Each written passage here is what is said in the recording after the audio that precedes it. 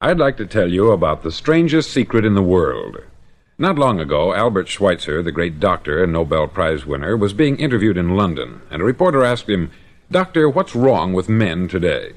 The great doctor was silent a moment, and then he said, "Men simply don't think." And it's about this that I want to talk with you. We live today in a golden age. This is an era that man has looked forward, dreamed of, and worked toward for thousands of years. But since it's here, we pretty well take it for granted. We in America are particularly fortunate to live in the richest land that ever existed on the face of the earth, a land of abundant opportunity for everyone. But do you know what happens? Let's take 100 men who start even at the age of 25. Do you have any idea what will happen to those men by the time they're 65? These 100 men who all start even at the age of 25 believe they're going to be successful. If you asked any one of these men if he wanted to be a success, he'd tell you that he did. And you'd notice that he was eager toward life, that there was a certain sparkle to his eye, an erectness to his carriage, and life seemed like a pretty interesting adventure to him. But by the time they're 65, 1 will be rich, 4 will be financially independent, 5 will still be working, 54 will be broke. Now think a moment. Out of the 100, only 5 make the grade. Why do so many fail? What has happened to the sparkle that was there when they were 25? What's become of the dreams, the hopes, the plans? And why is there such a large disparity between what these men intended to do and what they actually accomplished? When we say about 5% achieve success, we have to define success. And here's the definition. Success is the progressive realization of a worthy ideal. If a man is working toward a predetermined goal and knows where he's going, that man is a success. If he's not doing that, he's a failure. Success is the progressive realization of a worthy ideal. Rollo May, the distinguished psychiatrist, wrote a wonderful book called Man's Search for Himself. And in this book he says, "The opposite of courage in our society is not cowardice, it is conformity." And there you have the trouble today. It's conformity. People acting like everyone else, without knowing why, without knowing where they're going. Now think of it. In America right now, there are over 14 million people 65 years of age and over, and about 13 million of these 14 million are broke. They're dependent on someone else for life's necessities. Now, we learn to read by the time we're 7. We learn to make a living by the time we're 25. Usually, by that time, we're not only making a living, we're supporting a family. And yet, by the time we're 65, we haven't learned how to become financially independent in the richest land that has ever been known. Why? We conform. And the trouble is that we're acting like the wrong percentage group, the 95% who don't succeed. Now, why do these people conform? Well, they don't know, really. These people believe that their lives are shaped by circumstances, by things that happen to them, by exterior forces. They're outer-directed people. A survey was made one time that covered a lot of men, working men, and these men were asked this question: why do you work? Why do you get up in the morning? 19 out of 20 had no idea. If you ask them, they'll say, everyone goes to work in the morning. And that's the reason they do it, because everyone else is doing it. Now let's get back to our definition of success. Who succeeds? The only man who succeeds is the man who is progressively realizing a worthy ideal. He's the man who says, I'm going to become this, and then begins to work toward that goal. I'll tell you who the successful people are. A success is the school teacher who's teaching school because that's what she wanted to do. The success is the woman who's a wife and mother because she wanted to become a wife and mother and is doing a good job of it. The success is the man who runs the corner gas station because that's what he wanted to do. The success is the successful salesman who wants to become a top-notch salesman and grow and build with his organization. A success is anyone who is doing deliberately a predetermined job because that's what he decided to do deliberately. But only 1 out of 20 does that. That's why today there isn't really any competition, unless we make it for ourselves. Instead of competing, all we have to do is create. Now, for 20 years, I looked for the key which would determine what would happen to a human being. Was there a key, I wanted to know, which would make the future a promise that we could foretell to a large extent? Was there a key that would guarantee a person's becoming successful if he only knew about it and knew how to use it? Well, there is such a key, and I've found it. Have you ever wondered why so many men work so hard and honestly without ever achieving anything in particular, and others don't seem to work hard and yet seem to get everything? They have the magic touch.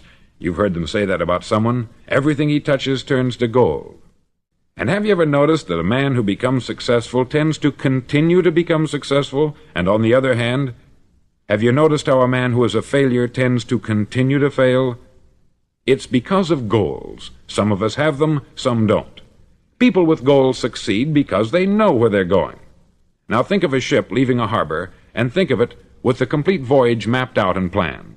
The captain and crew know exactly where it's going and how long it will take. It has a definite goal.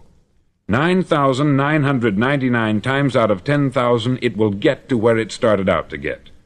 Now let's take another ship, just like the first, only let's not put a crew on it, or a captain at the helm.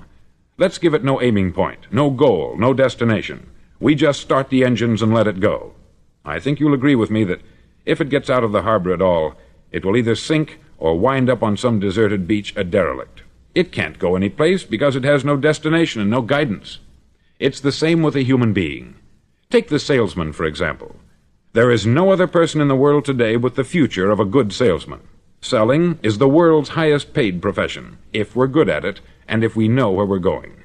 Every company needs top-notch salesmen, and they reward those men. The sky is the limit for them. But how many can you find? Someone once said, the human race is fixed, not to prevent the strong from winning, but to prevent the weak from losing. The American economy today can be likened to a convoy in time of war. The entire economy is slowed down to protect its weakest link, just as the convoy had to go at the speed that would permit its slowest vessel to remain in formation. That's why it's so easy to make a living today. It takes no particular brains or talent to make a living and support a family today. So we have a plateau of so-called security, if that's what a person's looking for. But we do have to decide how high above this plateau we want to aim for. Now let's get back to the strangest secret in the world, the story that I wanted to tell you today. Why do men with goals succeed in life, and men without them fail? Well, let me tell you something which, if you really understand it, will alter your life immediately. If you understand completely what I'm going to tell you from this moment on, your life will never be the same again. You'll suddenly find that good luck just seems to be attracted to you. The things you want just seem to fall in line. And from now on, you won't have the problems, the worries, the gnawing lump of anxiety that perhaps you've experienced before. Doubt, fear, well, they'll be things of the past. Here's the key to success, and the key to failure. We become what we think about. Now let me say that again. We become what we think about. Throughout all history, the great wise men and teachers, philosophers and prophets have disagreed with one another on many different things. It is only on this one point that they are in complete and unanimous agreement. Listen to what Marcus Aurelius, the great Roman emperor, said. He said, "A man's life is what his thoughts make of it." Disraeli said this, "Everything comes if a man will only wait. I have brought myself by long meditation to the conviction that a human being with a settled purpose must accomplish it, and that nothing can resist a will that will stake even existence for its fulfillment." Ralph Waldo Emerson said this, "A man is what he thinks about all day long." William James said, "The greatest discovery of my generation is that human beings can alter their lives by altering their attitudes of mind." And he also said, "We need only in cold blood act as if the thing in question were real, and it will become infallibly real by growing into such a connection with our life that it will become real. It will become so knit with habit and emotion that our interest in it will be those which characterize belief." He also said this, "If you only care enough for a result, you will almost certainly attain it. If you wish to be rich, you will be rich. If you wish to be learned, you will be learned. If you wish to be good, you will be good.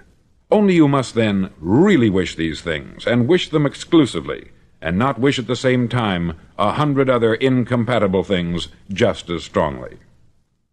In the Bible you read, in Mark 9:23, "If thou canst believe, all things are possible to him that believeth." Dr. Norman Vincent Peale said this, "This is one of the greatest laws in the universe. Fervently do I wish I had discovered it as a very young man. It dawned upon me much later in life, and I've found it to be one of the greatest, if not my greatest discovery, outside of my relationship to God. And the great law, briefly and simply stated, is that if you think in negative terms, you'll get negative results. If you think in positive terms, you will achieve positive results. That is the simple fact which is at the basis of an astonishing law of prosperity and success. In 3 words, believe and succeed. William Shakespeare put it this way: "Our doubts are traitors, and make us lose the good we oft might win, by fearing to attempt." George Bernard Shaw said, "People are always blaming their circumstances for what they are. I don't believe in circumstances. The people who get on in this world are the people who get up and look for the circumstances they want, and if they can't find them, make them." Well, it's pretty apparent, isn't it? And every person who discovered this for a while believed that he was the first one to work it out. We become what we think about. Now, it stands to reason that a person who's thinking about a concrete and worthwhile goal is going to reach it, because that's what he's thinking about. And we become what we think about. Conversely, the man who has no goal, who doesn't know where he's going, and whose thoughts must therefore be thoughts of confusion and anxiety and fear and worry, becomes what he thinks about. His life becomes one of frustration, fear, anxiety, and worry. And if he thinks about nothing, he becomes nothing. Now, how does it work? Why do we become what we think about? Well, I'll tell you how it works as far as we know. Now, to do this, I want to tell you about a situation that parallels the human mind. Suppose a farmer has some land, and it's good, fertile land. Now, the land gives the farmer a choice. He may plant in that land whatever he chooses. The land doesn't care. It's up to the farmer to make the decision. Now, remember, we're comparing the human mind with the land, because the mind, like the land, doesn't care what you plant in it. It will return what you plant, but it doesn't care what you plant. Now, let's say that the farmer has 2 seeds in his hand. One is a seed of corn, the other is nightshade, a deadly poison. He digs 2 little holes in the earth, and he plants both seeds, one corn, the other nightshade. He covers up the holes, waters, and takes care of the land, and what will happen? Invariably, the land will return what is planted.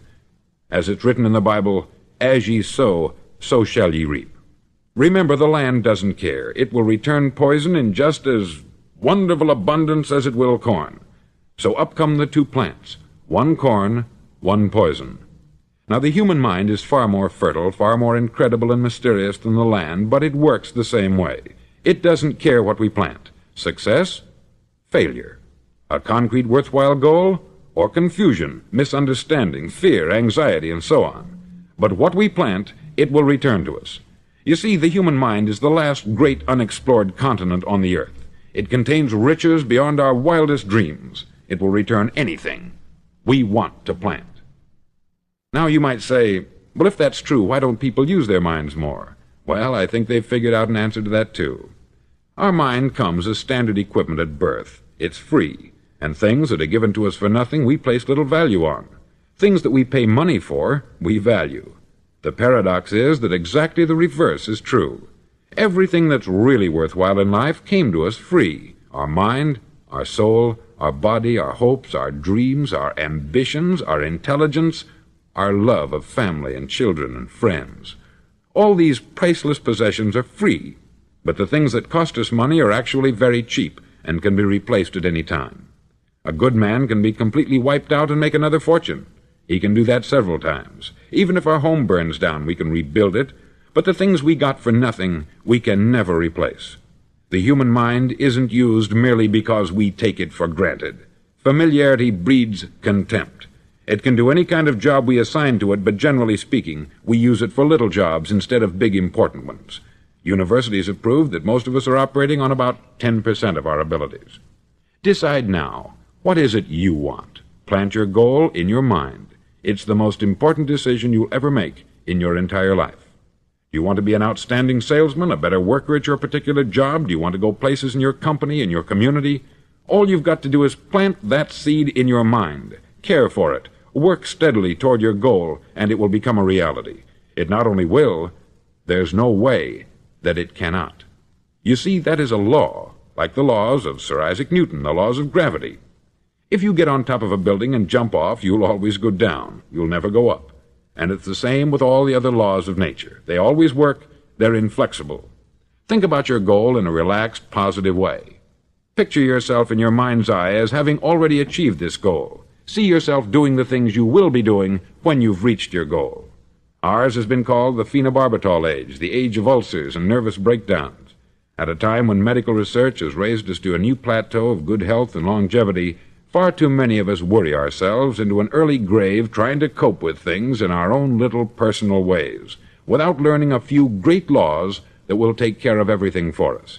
These things we bring on ourselves through our habitual way of thinking. Every one of us is the sum total of his own thoughts. He is where he is because that is exactly where he really wants to be, whether he'll admit that or not. Each of us must live off the fruit of his thoughts in the future, because what you think today and tomorrow, next month and next year, will mold your life and determine your future. You're guided by your mind. I remember one time I was driving through Arizona, and I saw one of those giant earth-moving machines roaring along the road at about 35 miles an hour with what looked like 20 tons of dirt in it, a tremendous, incredible machine, and there was a little man perched way up on top with the wheel in his hands guiding it. And as I drove along, I was struck by the similarity of that machine to the human mind. Just suppose you're sitting at the controls of such a vast source of energy. Are you going to sit back and fold your arms and let it run itself into a ditch? Or are you going to keep both hands firmly on the wheel and control and direct this power to a specific, worthwhile purpose? It's up to you. You're in the driver's seat. You see, the very law that gives us success is a two-edged sword. We must control our thinking. The same rule that can lead a man to a life of success, wealth, happiness, and all the things he's ever dreamed of for himself and his family, that very same law can lead him into the gutter. It's all in how he uses it, for good or for bad. This is the strangest secret in the world. Now, why do I say it's strange, and why do I call it a secret? Actually, it isn't a secret at all. It was first promulgated by some of the earliest wise men, and it appears again and again throughout the Bible. But very few people have learned it, understand it. That's why it's strange, and why, for some equally strange reason, it virtually remains a secret. I believe that you could go out and walk down the main street of your town and ask one man after another what the secret of success is, and you probably wouldn't run into one man in a month who could tell you. Now, this information is enormously valuable to us, if we really understand it and apply it. It's valuable to us not only for our own lives, but the lives of those around us, our family, employees, associates, and friends. Life should be an exciting adventure. It should never be a bore. A man should live fully, be alive. He should be glad to get out of bed in the morning. He should be doing a job he likes to do because he does it well. One time I heard Grove Patterson make a speech, the editor-in-chief of the Toledo Daily Blade, and as he concluded his speech, he said something that I've never forgotten. He said something like this: "My years in the newspaper business have convinced me of several things. Among them, that people are basically good, and that we came from someplace, and we're going someplace. So we should make our time here an exciting adventure. The architect of the universe didn't build a stairway leading nowhere." And the greatest teacher of all, the carpenter from the plains of Galilee, gave us the secret time and time again. "As ye believe, so shall it be done unto you." I've explained the strangest secret in the world and how it works. Now I want to explain how you can prove to yourself the enormous returns possible in your own life by putting this secret to a practical test. I want you to make a test that will last 30 days. Now, it isn't going to be easy. If you'll give it a good try, it will completely change your life for the better. Back in the 17th century, Sir Isaac Newton, the English mathematician and natural philosopher, gave us some natural laws of physics which apply as much to human beings as they do to the movement of bodies in the universe. Now, one of these laws is that for every action there is an equal and opposite reaction. Simply stated, as it applies to you and me, it means we can achieve nothing without paying the price. The results of your 30-day experiment will be in direct proportion to the effort you put forth. To be a doctor, you must pay the price of long years of difficult study.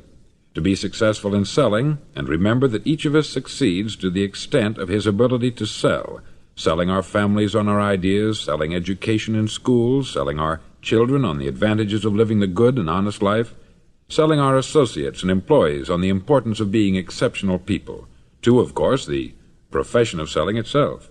But to be successful in selling our way to the good life, we must be willing to pay the price. Now, what is that price? Well, it's many things. First, it's understanding emotionally, as well as intellectually, that we literally become what we think about, that we must control our thoughts if we're to control our lives. It's understanding fully that, as ye sow, so shall ye reap. Secondly, it's cutting away all the fetters from the mind and permitting it to soar as it was divinely designed to do. It's the realization that your limitations are self-imposed, and that the opportunities for you today are enormous beyond belief. It's rising above narrow-minded pettiness and prejudice.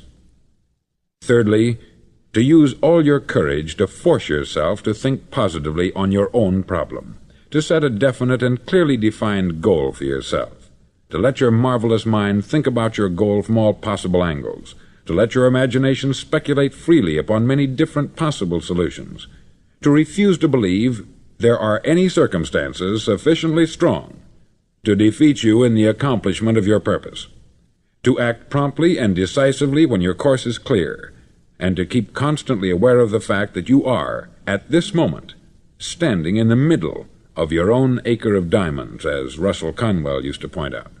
Fourth, save at least 10% of what you earn.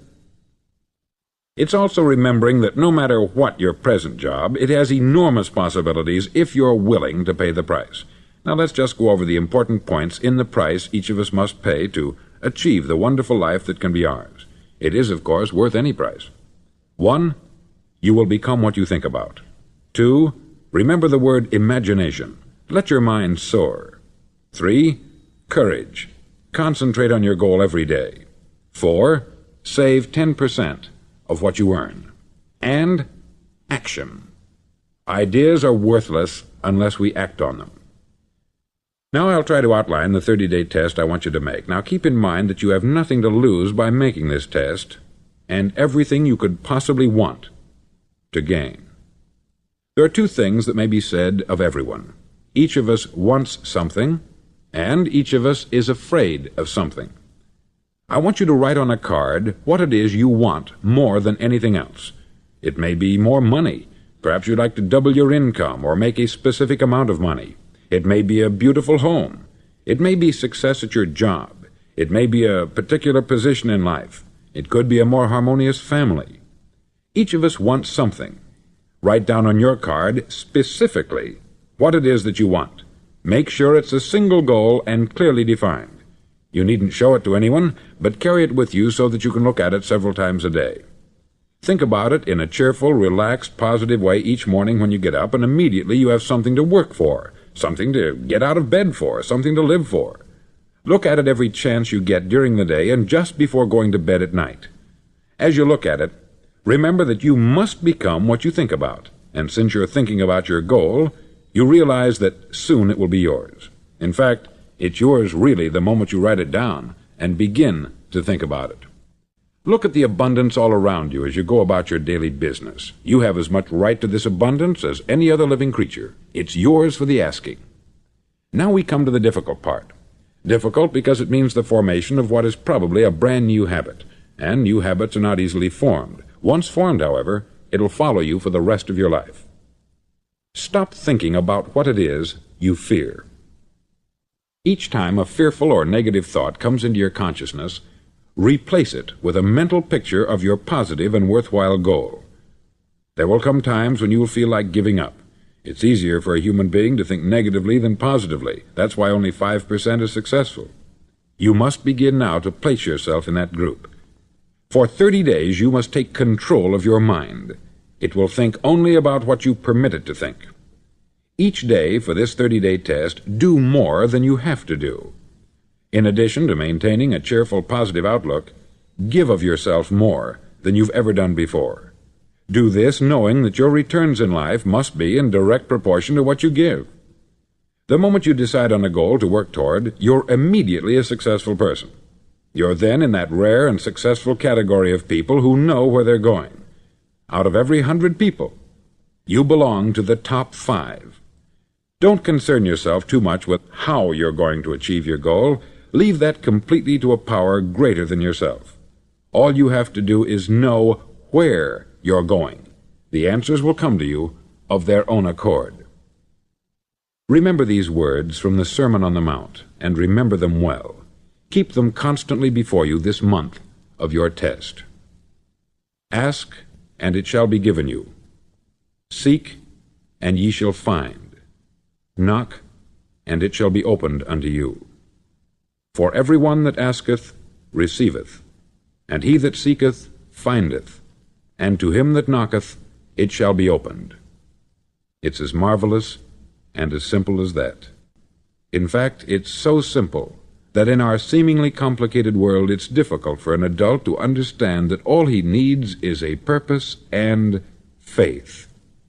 For 30 days, do your best. If you're a salesman, go at it as you've never done before, not in hectic fashion, but with the calm, cheerful assurance that time well spent will give you the abundance in return you deserve and want. No matter what your job, do it as you've never done it before for 30 days. And if you've kept your goal before you every day, you'll wonder and marvel at this new life you've found. Dorothea Brand, outstanding editor and writer, discovered it for herself and tells about it in her fine book, Wake Up and Live. Her entire philosophy is reduced to the words, act as though it were impossible to fail. She made her own test with sincerity and faith, and her entire life was changed to one of overwhelming success. Now you make your test for 30 full days. Don't start your test until you've made up your mind to stick with it. You see, by being persistent, you're demonstrating faith.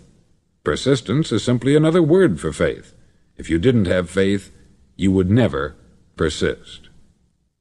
If you should fail during your first 30 days, by that I mean suddenly find yourself overwhelmed by negative thoughts, you've got to start over again from that point and go 30 more days. Gradually your new habit will form until you find yourself one of that wonderful minority to whom virtually nothing is impossible. Don't forget the card. It's vitally important as you begin this new way of living. On one side of the card, write your goal, whatever it may be. On the other side, write the words we've quoted from the Sermon on the Mount. Ask, and it shall be given you. Seek, and ye shall find. Knock, and it shall be opened unto you. Nothing great was ever accomplished without inspiration. See that during these crucial first 30 days, your own inspiration is kept at a peak. Above all, don't worry. Worry brings fear, and fear is crippling. The only thing that can cause you to worry during your test is trying to do it all yourself. Know that all you have to do is hold your goal before you. Everything else will take care of itself. Remember also to keep calm and cheerful. Don't let petty things annoy you and get you off course. Now, since making this test is difficult, some may say, well, why should I bother? Well, look at the alternative. No one wants to be a failure.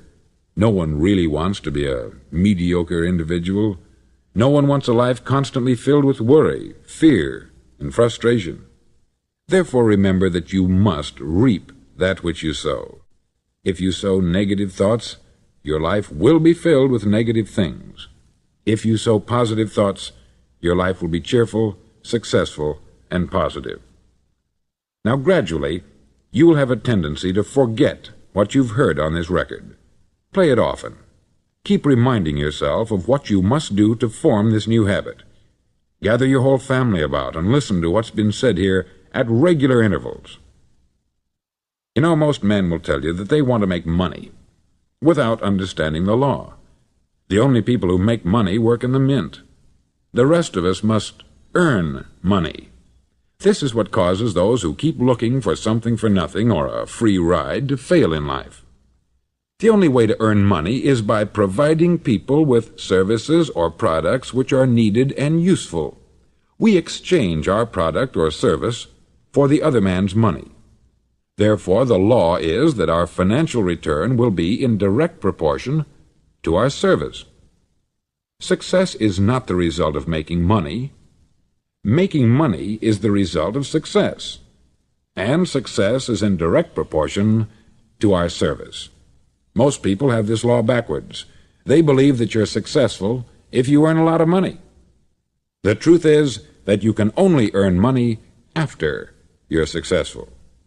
It's like the story of the man who sat in front of the stove and said to it, "Give me heat, and then I'll add the wood." How many men and women do you know, or do you suppose there are today, who take the same attitude toward life? There are millions. We've got to put the fuel in before we can expect heat. Likewise, we've got to be of service first before we can expect money. Don't concern yourself with the money. Be of service. Build, work, dream, create. Do this, and you'll find there's no limit to the prosperity and abundance that will come to you. Prosperity is founded upon a law of mutual exchange. Any person who contributes to prosperity must prosper in turn himself. Sometimes the return will not come from those you serve, but it must come to you from someplace, for that is the law. For every action there is an equal and opposite reaction. As you go daily through your 30-day test period, remember that your success will always be measured by the quality and quantity of service you render, and money is a yardstick for measuring this service. No man can get rich himself unless he enriches others. There are no exceptions to a law. You can drive down any street in America and from your car estimate the service that's being rendered by the people living on that street. Had you ever thought of this yardstick before? It's interesting. Some, like ministers and priests and other devoted people, measure their returns in the realm of the spiritual, but again, their returns are equal to their service. Once this law is fully understood, any thinking person can tell his own fortune. If he wants more, he must be of more service to those from whom he receives his return. If he wants less, he has only to reduce this service. This is the price you must pay for what you want. If you believe you can enrich yourself by deluding others, you can only end by deluding yourself. It may take some time, but just as surely as you breathe, you'll get back what you put out. Don't ever make the mistake of thinking you can avert this. It's impossible. The prisons and the streets where the lonely walk are filled with people who tried to make new laws just for themselves. We may avoid the laws of man, but there are greater laws that cannot be broken. An outstanding medical doctor recently pointed out 6 steps that will help you realize success. 1. Set yourself a definite goal. 2. Quit running yourself down. 3. Stop thinking of all the reasons why you cannot be successful, and instead think of all the reasons why you can. 4. Trace your attitudes back through your childhood and try to discover where you first got the idea you couldn't be a success, if that's the way you've been thinking. 5. Change the image you have of yourself by writing out a description of the person you would like to be. And 6. Act the part of the successful person you have decided to become. The doctor who wrote those words is a noted West Coast psychiatrist, David Harold Fink, M.D. Do what all experts since the dawn of recorded history have told you you must do. Pay the price by becoming the person you want to become. It's not nearly as difficult as living unsuccessfully. Make your 30-day test. Then repeat it. Then repeat it again. Each time it will become more a part of you until you'll wonder how you could ever have lived any other way. Live this new way, and the floodgates of abundance will open and pour over you more riches than you may have dreamed existed.